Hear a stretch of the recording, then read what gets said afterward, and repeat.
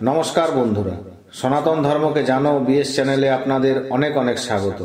বন্ধুরা, দোল কিসের উৎসব সেটা ভালো করে জানতে হবে। দোল মানে কাদা ছোড়াছুড়ি নয়, দোল মানে মুখে রং মেখে কালি করা নয়, দোল মানে অশালীন আচরণ নয়। দোল হলো একটা পবিত্র উৎসব। সূর্য উত্তর দিকে গমন করছে, আর উত্তর দিকে গমন মানে এবার গরম আসছে, গ্রীষ্মকাল আসছে। আসলে শীতকাল হলো জড়তা কাল। এই কালকে আমাদের মুনি ঋষিরা খুব একটা ভালো চোখে দেখেননি, কারণ শীতকালে ঈশ্বরীয় কাজে অনেক বাধার সম্মুখীন হতে হয়। তাই গরম আসছে মানে শীতের বিদায়। আমাদের কাছে দক্ষিণায়ন কাম্য নয়, উত্তরায়ণ কাম্য। তাই উত্তরায়ণ মানে একটা নতুন সময়ের আবির্ভাব, আর সেই আবির্ভাবের উৎসব হলো দোল। আরেকটা নাম হলো বসন্ত উৎসব। বসন্ত পঞ্চমী মানে বসন্তের সূচনার দিন। আগেকার দিনে এক অসাধারণ উৎসব পালিত হতো, তার নাম বসন্ত উৎসব। আমের মুকুল দিয়ে যে সরস্বতী পুজো করা হয়, আসলে জানা দরকার আমের মুকুল সরস্বতী পুজোতে লাগে না, পলাশ ফুল সরস্বতী পুজোতে লাগে না। পুরোটাই ভুল। পলাশ ফুল, আমের মুকুল এগুলো বসন্ত বন্দনার ফুল, বসন্তকে বরণ করার ফুল।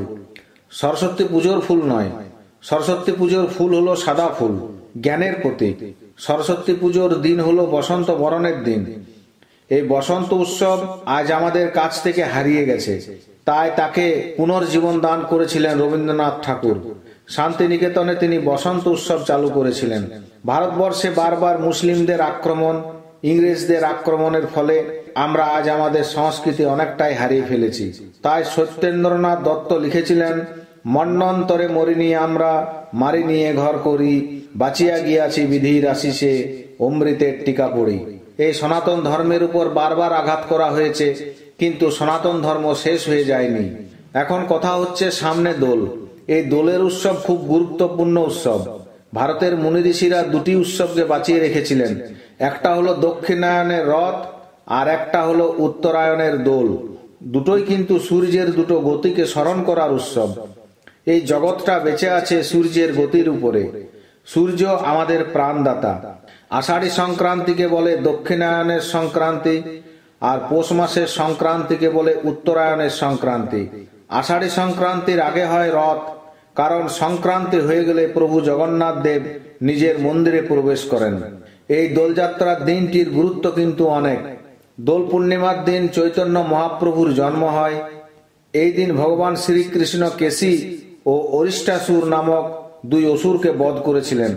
এই অসুর শক্তির বিনাশের ফলে মিষ্টি বিতরণ ও আবির ছড়িয়ে সারা দেশ মেতে উঠেছিল। দোল উৎসবের আগের দিন হিরণ্যকশিপুরের বোন হোলিকা ভক্ত প্রহ্লাদকে হত্যা করার জন্য ভক্ত প্রহ্লাদকে কোলে নিয়ে আগুনে প্রবেশ করেন। কারণ হোলিকা পিতামহ ব্রহ্মার কাছে বর পেয়েছিলেন যে আগুনে তার কোনো ক্ষতি হবে না, কিন্তু পিতামহ এটাও বলেছিলেন এই শক্তিকে কারোর ক্ষতি করার জন্য ব্যবহার করবে না।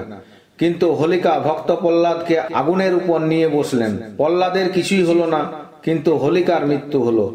আমরা বাঙালিরা সাধারণত বলে থাকি চাচর উৎসব। আসলে এই উৎসবের অনেক নাম, হোলি, দোল, চাচর ইত্যাদি। এই দোলযাত্রার দিনটি নিয়ে অনেক পৌরাণিক কথা আছে। ভগবান শ্রীকৃষ্ণ ছিলেন শ্যামবর্ণ। বাল্যলীলার সময়ে ভগবান শ্রীকৃষ্ণ দেখলেন যে রাধারানীর গৌরবর্ণ, কি দিব্য কান্তি, তাই তিনি রাধারানীকে সেদিন আবিরে রাঙিয়ে দিলেন। তিনি তো ছিলেন শ্যামবর্ণ, এবং সেই সময় ব্রজের সমস্ত গোপ গোপীরা ভগবানের সঙ্গে সেই আবির খেলায় মাতোয়ারা হয়ে উঠলেন, এবং এইভাবেই ধীরে ধীরে দোলযাত্রার সূচনা হয়। দোলযাত্রার অনেক পৌরাণিক কথা আছে। এই দিন নিরামিষ খাদ্য খেতে হয়, মিথ্যা কথা বলতে নেই, ভগবান শ্রীকৃষ্ণ ও শ্রীমতী রাধারানীর যুগল মূর্তিকে পুজো করতে হয়। এই দিন কিন্তু খুবই শুভ দিন, তাই এই দিনে আমিষ খাওয়া নিষেধ। বন্ধুরা, যদি এই ভিডিওটি ভালো লেগে থাকে তাহলে চ্যানেলটিকে অবশ্যই শেয়ার ও সাবস্ক্রাইব করতে ভুলবেন না। জয় রাধে, জয় রাধে।